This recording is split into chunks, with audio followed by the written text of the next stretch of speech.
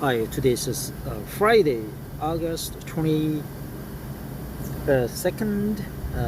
2025. So it's TGIF, and I will stay in Seoul this weekend instead of going to Gwangju to be with my family. I get to travel down to Gwangju every other week. And also 25th is August 25th is my payday, right? I don't get bonus for this month, but my company promised to award 3 million won cash benefit bonus to all and each employee. So that would constitute another bonus. And also stock dividends. I get paid about 1.3 million. That's $1,000 US dollars. So this month is basically another bonus month. I will splash my celebration with a movie, right? Tonight or tomorrow, I will go to a movie and check out American movie, right? I like Korean movies, but I try to go to English spoken movies so that I could constantly practice English. Just like today, I'm gonna read this interesting English article to practice my pronunciation and also to learn new expressions, old expressions that I try to memorize. This article is from my Time, my favorite magazine. I learned my English by reading Time magazine while I was very young and I was in college. But recently there's some disturbing news coming from Texas and California. Redrawing or gerrymandering the voting districts, right? That's bad, but as demographics shifting, right? They have to redraw the lines, but if it's too obvious, then that's no. So let's delve in, right? Texas' new map is racial division by another name, right? New map equals racial division by Vince Perez. Vince Perez is the state representative for House District 77 in El Paso, Texas. I represent the people of El Paso, Texas in the state legislature, a West Texas district. That is a 14-hour drive away from the Louisiana border. Yet, data from the Texas Legislative Council indicates that the congressional lines Republicans are rushing through, Austin manages to somehow net 90% of the state's wide voting power across that entire expanse, while slicing Latino and Black communities into pieces so small they have little power to choose their own representatives. Damn, that's a very smart, funny redrawing the maps, right? Net 90%. Fueled by rapid Latino population growth, Texas has amassed new congressional seats, but these gains have not strengthened the political voice of the communities driving that growth. Instead, Texas Republicans have, in my view, used racial engineering to make sure Texans of color cannot meaningfully influence elections for Congress or the state legislature, right? The state legislature.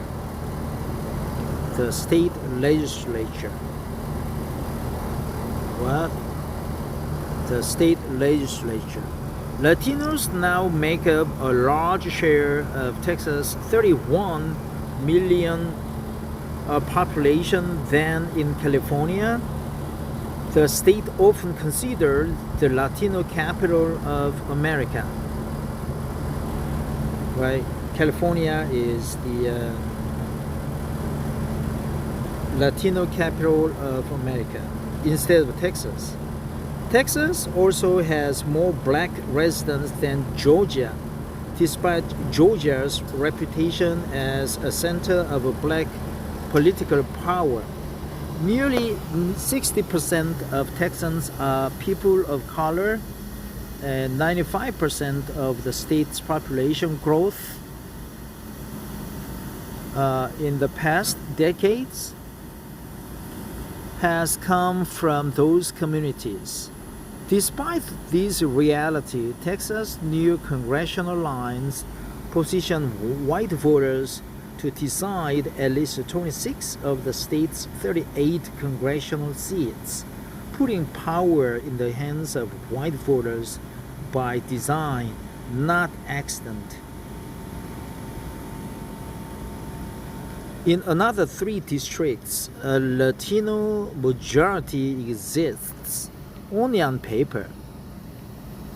Map drawers split cohesive barriers, added high turnout Anglo precincts, and minimized the share of voting-age Latino citizens, handing the keys to white voters in these districts as well.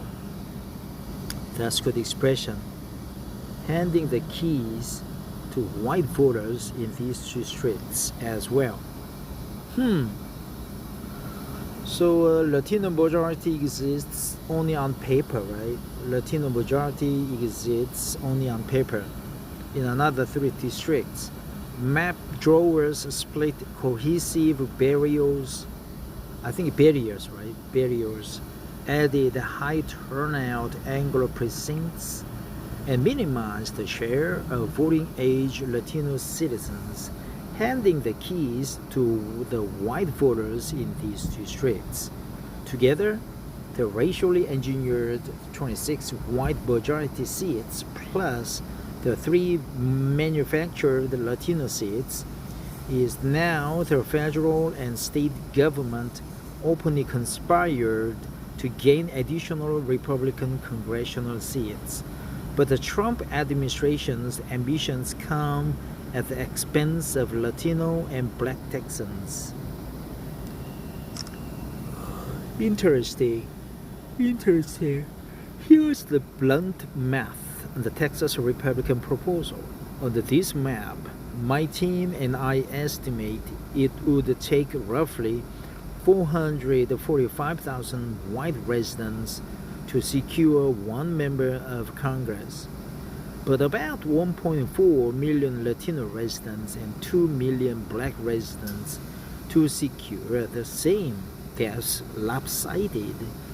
In effect, the political worth of Latino Texans is cut to 1/3 of white Texans, and for black Texans, 1/5. On paper, right? On paper, only exists on paper. On paper, the districts are equal in population.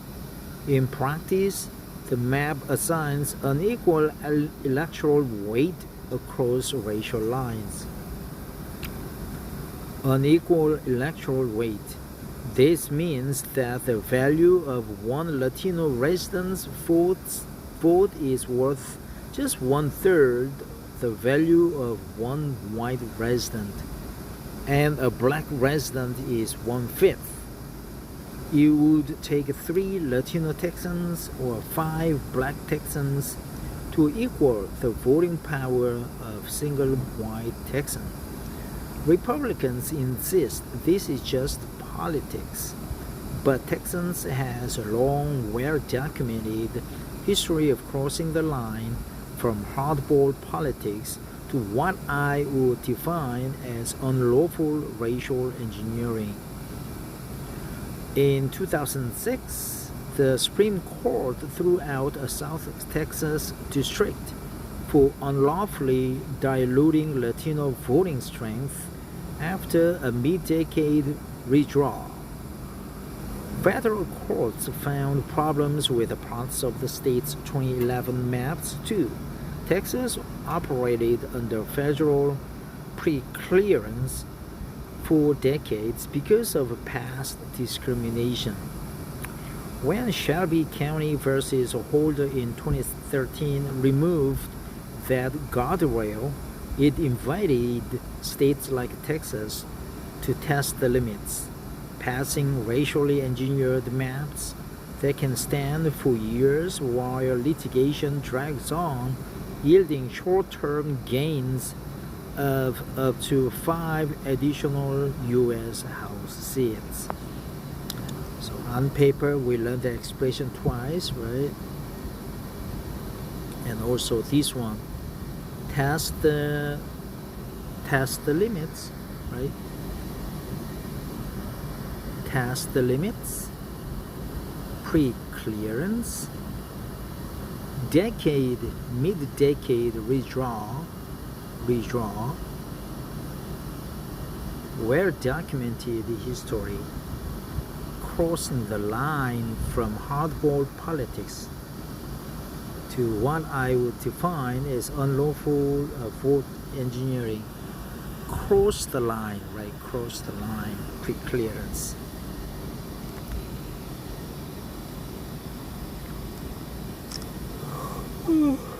I feel sleepy.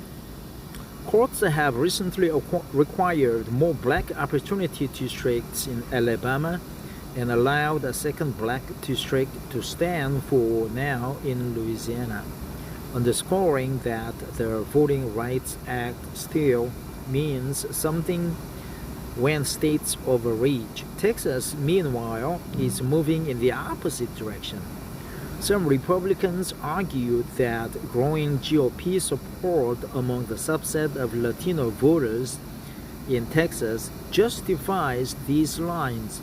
But even if you accept their premise, the Voting Rights Act is about opportunity, not partisan outcomes, ensuring communities of color can form districts where they have a realistic chance to elect their preferred candidates, regardless of a party. Here, the state is doing the opposite, cracking and packing Latino and black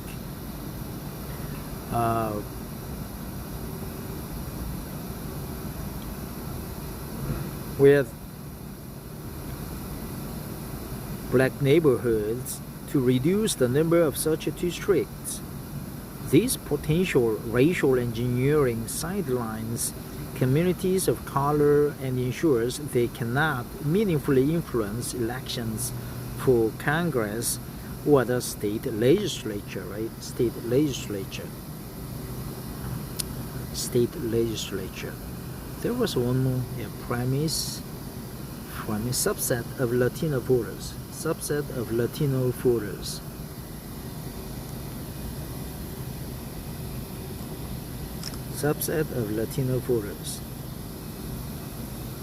If this plan passes, Texas Latinos could become the most underrepresented racial or ethnic group in all 50 states. The level of underrepresentation in Texas proposal far exceeds the disparities that courts already forced Alabama and Louisiana to correct. Maps like this do not merely entrench a party, they entrench a racial hierarchy. Entrench. Hammer down some ideology. By cracking Latino barriers and black neighborhoods, dismantling multiracial districts, and fine-tuning the citizen voting age share to keep those communities just below the thresholds.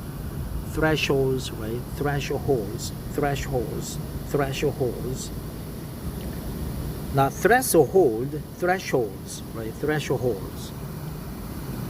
When districts are drawn to dilute their votes, the message is that citizenship is conditional and equal protection negotiable. That is the very struggle the civil rights movement sought to end.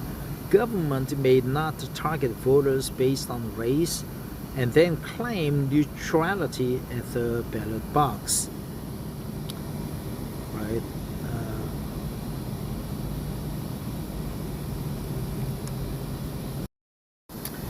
A government that is not accountable to Latino and Black Texans teaches children early that their voices don't count. Right? Their voices don't count. Cliche, quite a cliche. Their families who pay taxes, work hard, and build this state are told their votes will be discounted by design and that representation can be rationed by color. Right, rationed. Oh, sorry, rationed. Rational and ration. When districts are drawn to dilute their votes, the message is that citizenship is conditional and equal protection negotiable. That is the very struggle the civil rights movement sought to end.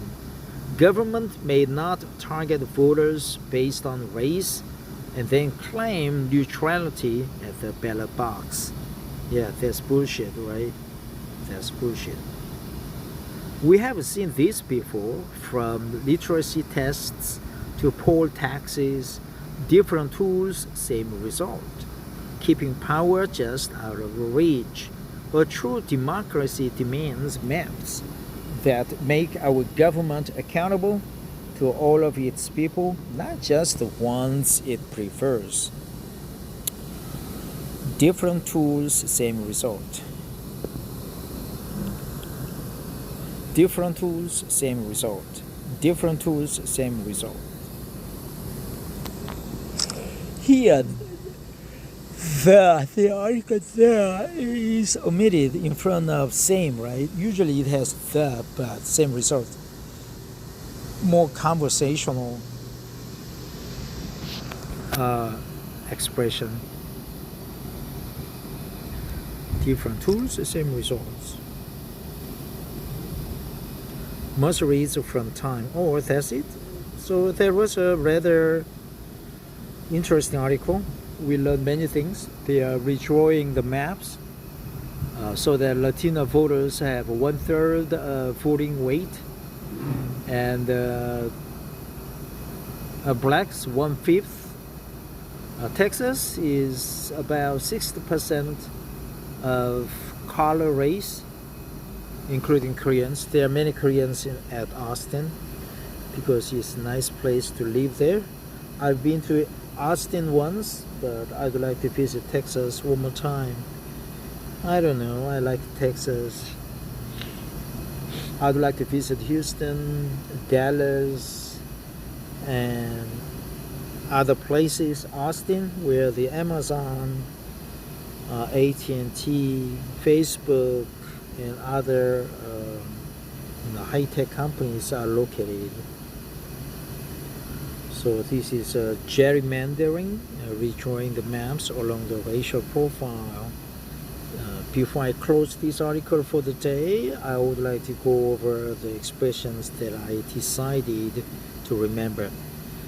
One thing is different tools, same result. Rationed, thresholds, barriers, Latino barriers, and cross the line. A well-documented history. Their votes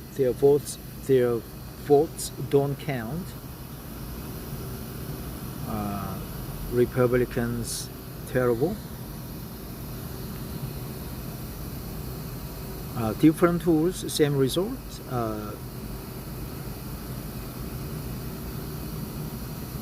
A subset of Latino voters in Texas promise state legislature, well-documented the history of crossing the line from hardball politics to what I would define as unlawful racial engineering. Redraw pre-clearance test the limits. Latino majority expats exists only on paper.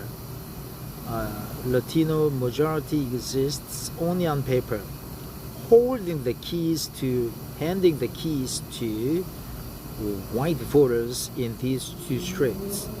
Handing the keys to white voters in these districts. The state legislature. Okay, the state legislature, the Latino majority exists only on paper. Handing the keys to white voters in these districts. Well-documented history of crossing the line from hardball politics to what I would define as unlawful racial engineering in 26. Redraw pre-clearance test the limits.